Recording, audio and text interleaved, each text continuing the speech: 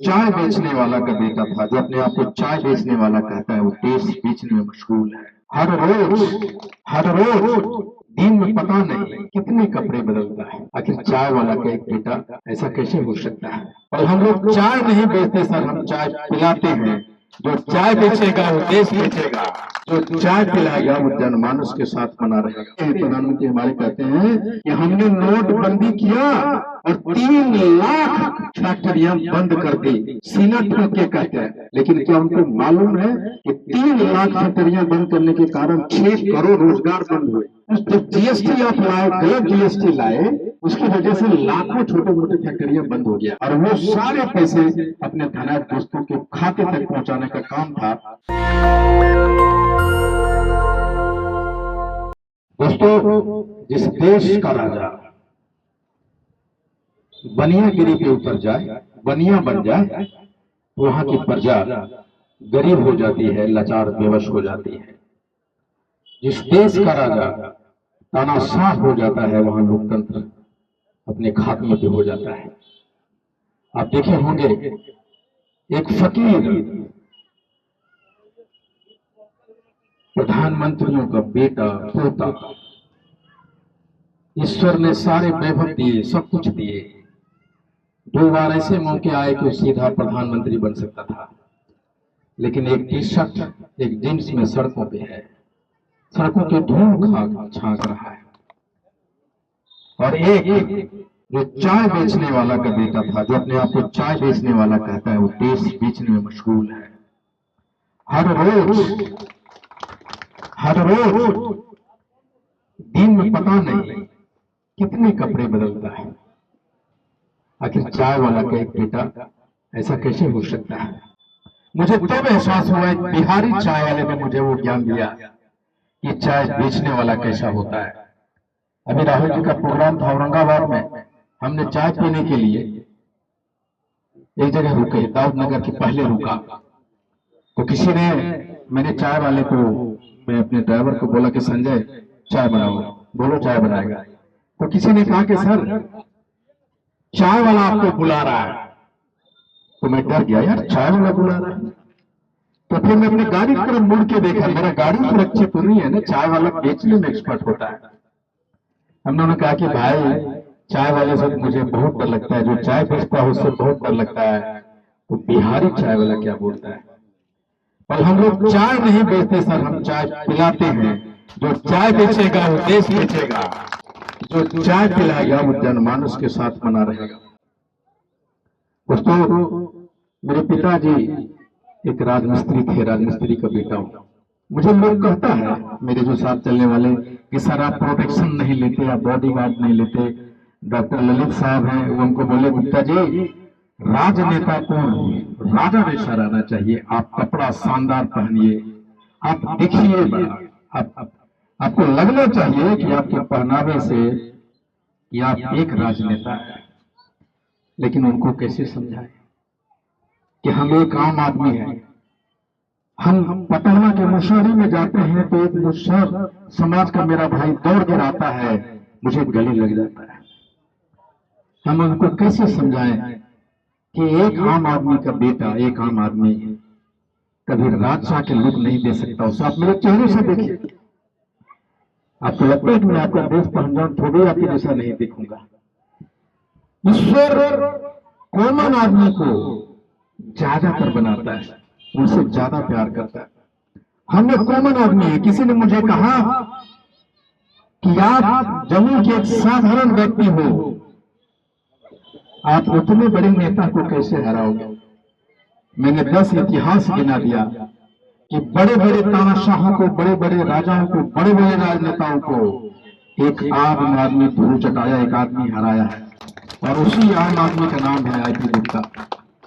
मैं छोटा बच्चा था, गाड़ियां जम्मू में 2 मिनट के लिए रुकती थी।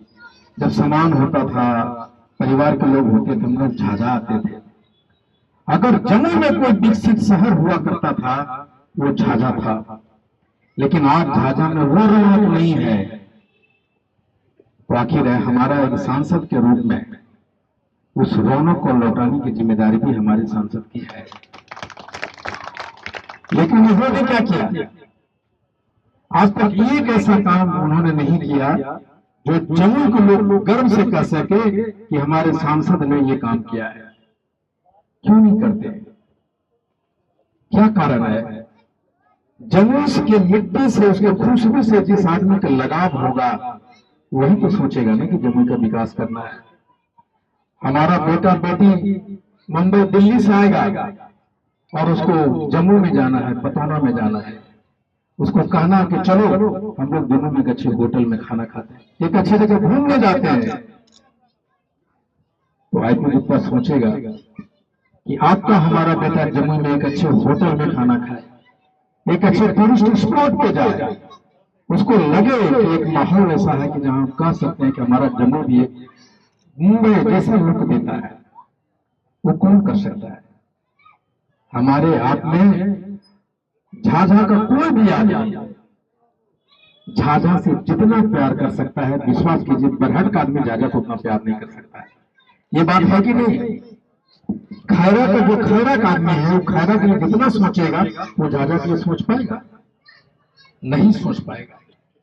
लेकिन वो वक्त आया है, मैं ईश्वर ने मुझे एक राजनीतिक घर में पैदा किया, मैंने वो सारी चीजें देखी है जो आपने देखी है, जो हम सबों ने देखी है। पटना में जब मैं रहता हूं तो मुझे पता चलता है 20 कॉल 25 कॉल एवरीडे आता है जमुई से, जम्मू के पेशेंट। पता चलता है किसी प्राइवेट हॉस्पिटल में उसका दम तोड़ रहा है, पता चलता है उसको 5 लाख रुपया बिल हो गया है। वो कौन है? एक ऐसा आदमी जो गांव में जम्मू के प्राइवेट हॉस्पिटल में उसको इलाज कराने के पैसे नहीं है, उसको रेफर किया जाता है पीएमसीएच, आईजीएमएस और किसी प्राइवेट हॉस्पिटल में जाके अपनी सारी जमीन को बेच देता है। लेकिन जम्मू का सांसद ऐसा हो, उसको लगे कि एक भी आदमी, गरीब आदमी अपने इलाज से मरे नहीं, सांसद को वो काम करना है। यार जितने भी नौजवान हैं यहाँ पे, जितने भी नौजवान हैं यहाँ पे, मुझे मालूम है कि पीएमजेपी के तहत सैकड़ों हजारों लोगों ने बैंक में एप्लीकेशन देकर रखा है मुझे लोन चाहिए, और 1 या 2 लोन इशू करता है बैंक। क्यों भाई?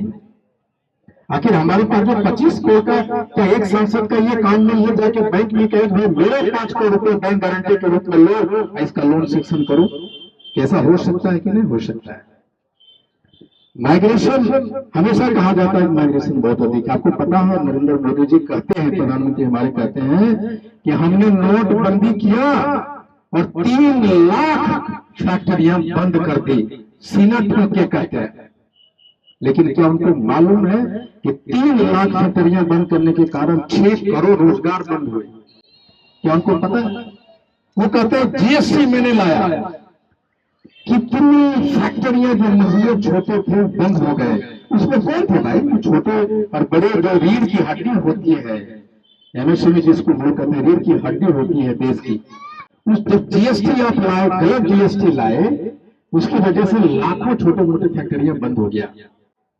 राहुल जी कहते हैं कि ये स्कीम था, आपके हमारे पैसे, आपके पैसे हमारे पैसे आपके पॉकेट से बैंक में जमा करवाना और वो सारे पैसे अपने धनाढ्य दोस्तों के खाते तक पहुंचाने का काम था।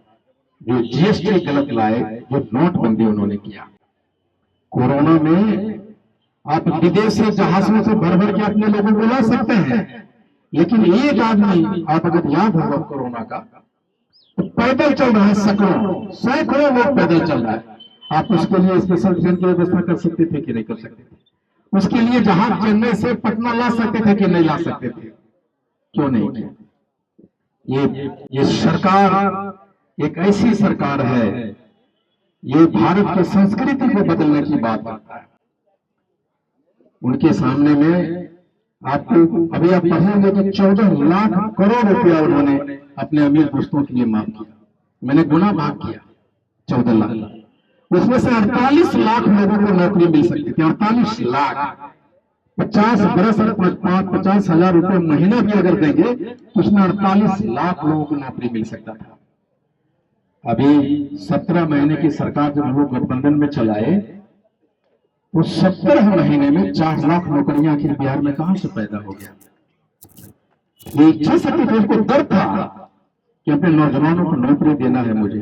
और यही बात नरेंद्र मोदी जी को खटकी कि एक 34 बरस का लड़का बिहार का वो ये कर दिखाया जो देश नहीं कर पा रहा है, किसी सरकार ने नहीं किया। और साजिश के तहत महागठबंधन सरकार को डिमोलिश किया गया। दोस्तों, जम्मू के लिए वोट कीजिए।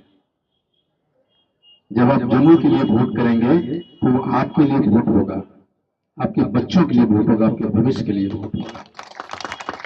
और जब जम्मू बड़ा होगा तो बिहार बड़ा होगा, देश बड़ा होगा। मुझे बहुत सारे कार्यक्रमों में और भी जाना है। आज मैं अपने काफिला के साथ अपने घर जम्मू से निकला, बाबूजी को समाधि पे गया, भगवान शंकर पे माथा टेकने के लिए। ये दूसरा और पहला जनसंवाद कार्यक्रम है। मैं 2-3 चीजें करना चाहता हूं। अगर मैं सांसद चुना जाता, अगर आप मुझे मौका देते हैं, तो मैं सिर्फ एक चीज आपके साथ करूंगा कि जब आप किसी सरकारी कार्यालय में जाएंगे, बीडीओ के ऑफिस में, थाने के ऑफिस में, अस्पताल में, जिला पदाधिकारी के ऑफिस में, अब किसी भी सरकारी ऑफिस में एक आदमी धोती पहन के, मुरेठा बांध के बीडीओ के ऑफिस में जाता है, डीएम साहब के ऑफिस में जाता है, तो वो दिन मैं ला दूंगा कि डीएम साहब को लगेगा कि ये जो मुरेठा बंधा हुआ धोती पहन के जो आदमी आया है वो आईपी गुप्ता है, वो सांसद है। ये मैं करके दिखा दूंगा। जिस दिन मैं ये कर दिया, ये रोड, ये नाले, ये बिजली, ये सड़कें, ये रेल की पटरियां और ट्रेन सब रुकना चालू होगा। हम आपके दिमाग को बदलने आया हूं। भारत और बिहार सरकार की सारी स्कीमें हैं जो हमारे आपके लिए है। आपको टीवी है तो स्कीम है, आपको घर नहीं है तो स्कीम है, आपको कोरोना हुआ है तो स्कीम है, बिजली नहीं है तो स्कीम है, पोलियो हुआ है तो स्कीम है। कौन सा ऐसी समस्या आपका नहीं है जिसके लिए स्कीम नहीं है? आखिर फिर क्यों मुसीबत है? क्योंकि हम जो जनप्रतिनिधि हैं उस स्कीम को, सरकार के प्रावधानों को, प्रावधान को आपके घर तक नहीं ले जाते, आपके हक में हकमारी करते हैं। एक छोटा सा उदाहरण मैं देता हूं आपको। आप किसी थाने में चले जाइए, अगर मैं सांसद होता हूं तो मैं किसी थाने में जाऊंगा और थानेदार से बोलूंगा कि भाई पिछले 10 वर्ष का आपका सिर्फ एक ऑडिट करना चाहता हूं, आपका केस ऑडिट करना चाहते हैं। तो पता चलेगा जब 10 साल का कुछ नहीं करना है, खाली ऑडिट करना है 10 साल का, क्योंकि ये 10 साल में इतने क्राइम हुए, इतने केस हुए, जेल कितने गए, तो पता चलेगा कि माई और बाप का झगड़ा में, भाई और बहन के झगड़ा में, पड़ोसी के झगड़ा में लोग जेल में बरसों से सड़ रहे हैं। लेकिन जो क्रिमिनल है, जो बालू को चोरी करता है, जो डकैती करता है, जो रोड रोबरी करता है, जो अपहरण करता है, उस सड़क पे घूम रहा है। वो क्यों नहीं गया भाई? मैं कुछ नहीं करूंगा, सिर्फ उनका सिग्नेचर लूंगा, ऑडिट लूंगा और कंप्यूटेंट अथॉरिटी को भेज दूंगा, भाई जरा इसका आप देखिए क्या है। सिर्फ इतना कर देने से आपको बता दें कि 20 बरस से या 25 बरस से पड़ा हुआ दरोगा कितना सस्पेंड हो जाएगा, नहीं हो जाएगा। हम उसको नहीं बुलाने जाएंगे कि थाने में आइए, हम ऑडिट करेंगे। किसी दलित की बस्ती में, किसी शहर में आप जाइए जरूर, आप देखिएगा कि सारी पार की पाड़ें जो मैं 1991 में देखता था वही पाड़े आज भी है, आज नहीं बदल सका। जमुई आप कभी रौनक हुआ करता था पुरानी बाजार, आज मृत प्राय जैसा हो गया। ऐसा क्यों? कल हमारा महाराष्ट्र में मृत प्राय हो जाएगा। इसका मतलब क्या है? वो सड़कें वही है। क्यों भाई? हम डिस्ट्रिक्ट हो गए, कांग्रेस से लेकर 25, 30, 40 बरस हो गया, कितने सांसद आ गए चले गए, बदला क्यों नहीं हो चाहिए? इसलिए नहीं बदला, उनको काम करने नहीं आता है या काम करने की इच्छा नहीं है, इस धरती से लगाव है। इसलिए मैं कहता हूं हम घाम में पूजा, आज मैं पूजा करके आया हूं, मंदिर पे गया, पंडित जी ने वो लगाया। आप मेरे घर जाइए, वहां भी पूजा है, वहां भी मंदिर है, रोज पूजा करता हूं। हम चाहते हैं कि भगवान राम का आदर्श हमारे बच्चों में आए। जिस दिन भगवान राम आपके घर में आ गए, उनका मर्यादा पर उनका गुण हमारे बच्चों में आ जाएगा, उस दिन हर घर में मंदिर होगा। सपना यही है कि मेरा एक ही कमिटमेंट है आपसे, और अगर मैं चुना गया तो जमुई भारत का नंबर 1 लोकसभा क्षेत्र बनेगा। मैं एमपी बनने के बाद हो सके आपके पास कब देखूंगा, लेकिन मैं आपके लिए कभी यहाँ तो कभी वहां, कभी यहाँ तो कभी वहां दौड़ता फिरूंगा, और मैं दिखाऊंगा कि 25 करोड़ नहीं 50,000 करोड़ पैसे जम्मू को मिलता है, वो सुनिश्चित करूंगा। अब मैं बता दूं आखिर कैसे होगा ये संभव। 50 करोड़ क्या करूंगा मैं?